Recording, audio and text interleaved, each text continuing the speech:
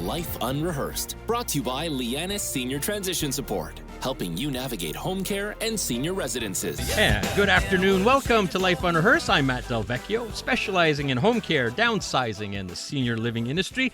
Thanks for tuning in on a sunny Sunday. Such a beautiful day today. Let's keep it going. It's looking good for the whole week. We have a full show lined up for you today. Did you know that today, February 4th, is World Cancer Day? What better way to support the day with Hope and Cope and the supportive services they offer to cancer patients and their families. And we're also going to hear from an amazing mom, an ovarian cancer survivor as well. And on the second half, can't wait to hear about developments in senior living communities specializing in dementia care. You're really not going to believe what you're going to hear, and very encouraging for the future. And we're also going to be talking about the power of music therapy. Oh, welcome to our first show in February. Thank you very much for joining me on, as I mentioned, a sunny Sunday afternoon. Official sunset today, by the way, 5:06 p.m. I'm always here in the studio, and it's nice to see sun when I start and finish the show. Very encouraging. Let's get through February. We're almost there. All right. Now, as mentioned today, February 4th is World Cancer Day. According to Statistics Canada, cancer remains the leading cause of death in Canada. An estimated 2 in 5 Canadians will be diagnosed with cancer in their lifetime. And thank goodness for organizations like Hope and Cope that are there for cancer patients and their families. Today I have in studio with me Rick Simoneau, the Executive Director of Hope and Cope, and staff kinesiologist Anh Thy Le Quang. Welcome to both of you at Life Unrehearsed. Thank you for having us, Matt. Well, thank you, and for joining me here on a Sunday. Love Hope and Cope. You guys do such amazing things, and I'll start with you, Rick. Maybe for our listeners that might not know about Hope and Cope, what is a little bit about your overall mission?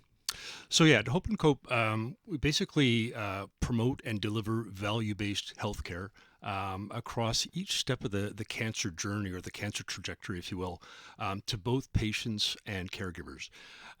So in a nutshell, Hope and Cope was founded 43 years ago by the wonderful Sheila Custer, who really had a vision of a peer-based, trained, non-professional volunteers support base who could offer these kinds of support programs, both one-on-one and in group formats, to cancer patients and their caregivers, really at every step of the way, from diagnosis to treatment to post-treatment, even to bereavement. And so that's the kind of support that we deliver really to thousands and thousands of patients and their caregivers. Amazing. Just to hear the numbers, thousands and thousands. And I like your terminology, the cancer trajectory, or the cancer journey, because it's just not a one-off here. This is a journey, and you're able to provide support throughout that entire journey. And let's, for example, what would be some of the examples faced, some of the major challenges faced by the cancer patients? And we'll start there. Sure. So in terms of patients, again, the challenges also vary throughout the journey as well. But for example, if we talk about at diagnosis, I mean, some of the challenges right there are just sort of the shock of the news, the diagnosis, maybe trying to reconcile why me, how did this happen, to then throughout treatment, the challenges there become, some of the side effects we commonly hear about. So, extreme fatigue, nausea, just energy levels, even, and then on the both physical and mental, just tremendous amount of challenges, and that's where we try and basically help them, provide them tools through our support programs to cope through those challenges and thrive after they're done treatment. Listening to Life Unrehearsed, Matt Del Vecchio here, and that's Rick Simoneau. He's the Executive Director of Hope and Cope. We're also here with Anh Thy Le Quang, who's a kinesiologist. And Rick, I'll continue with you. We've talked about the cancer patients. No matter who you talk to, you know of someone, whether it's directly affected by cancer or a family member, a loved one, a neighbor. So there are many caregivers, many families that are also affected by a cancer diagnosis. So what are some of the major challenges faced by some of the caregivers? No, absolutely. So really the caregiver, I think one of the biggest challenges is that sometimes that feeling of helplessness, of wanting to do so much more for the loved one, yet they can only do so much. So there's that. There's, probably because they're also having to perhaps take care of the larger family while the loved one's going through treatment, etc. And similar to the patients, the caregivers often feel that fatigue, especially the mental drain of caregiving for what can be months and months of treatment. It takes a toll on the caregivers, and that's why we feel that so they need the support as well throughout the entire journey. Right, is far beyond just the cancer patient Sure. support that you're offering at Hope and Cope.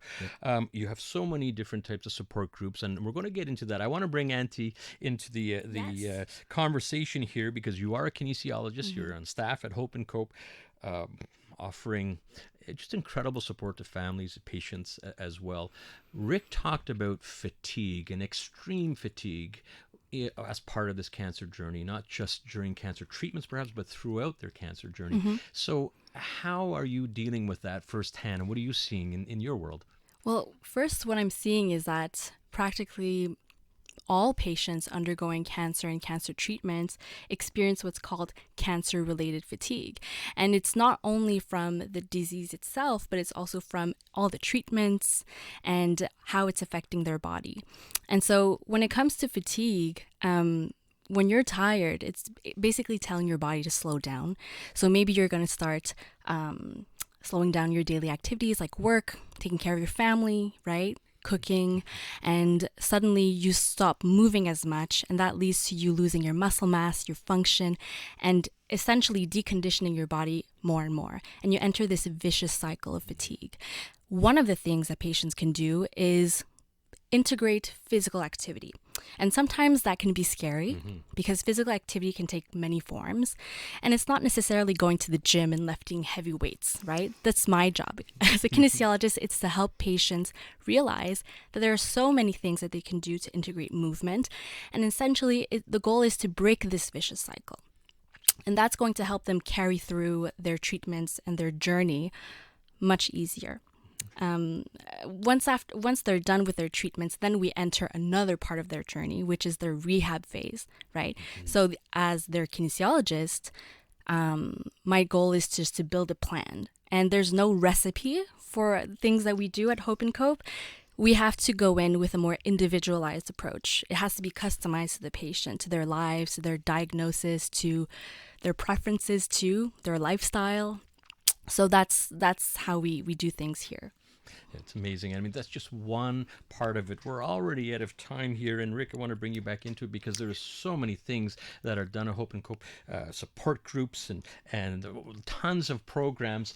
And, all I could suggest, and you help thousands, like you say, and it's just too much to even cover in this one interview. So I'd like to send our listeners, if you need to find out a little bit more of the services that you're offering at Hope and Cope, and there are a ton of them, where should they go? Absolutely, yeah. So really, quickest way is through our website, hopeandcope.ca. We, thanks to the generosity of our many donors, we're able to offer these services, which are free to patients, caregivers alike. Hopeandcope.ca. If you want to donate, you click on the donate button right at the top. And of course, we're always looking for volunteers who basically make up the base of our strength. And you just need to click on the how to volunteer button, and there's an application form directly on there.